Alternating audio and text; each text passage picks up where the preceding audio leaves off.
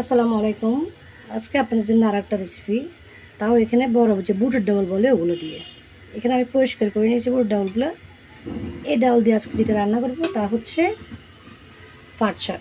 পাট শাক ডাউল দিয়ে রান্না করলে কেমন হয় আমি যেভাবে রান্না করি তা আপনাদের সাথে শেয়ার করবো।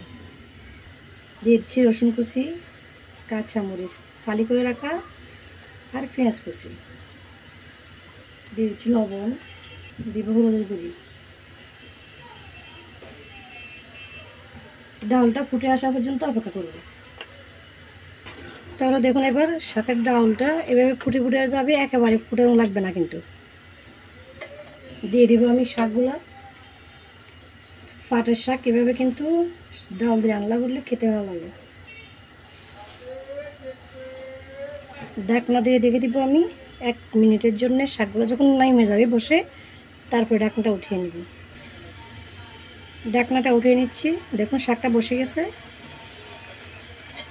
এবার আর ঢাকনা দেবো না আমি। ঢাকনা দিলে কি হয়, শাকের কালার নষ্ট হয়ে যায়, সুন্দর লাগে না, সবুজ কালারটা থাকে না।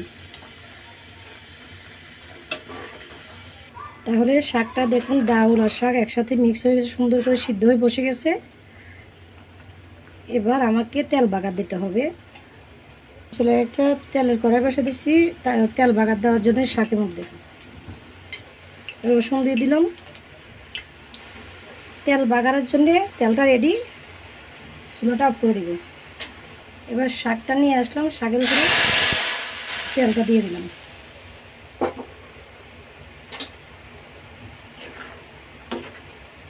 মিক্স করে দিলাম, হয়ে গেল পাট শাক রান্না। নামিয়ে নিচ্ছি চুলা থেকে। নিয়ে আসলাম পাট শাক রান্না।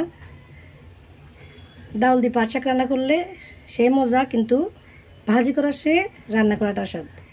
আজকে রেসিপিটা এখানে শেষ করে বিদায় নিচ্ছি। সবাই ভালো থাকবেন। আল্লাহ হাফেজ।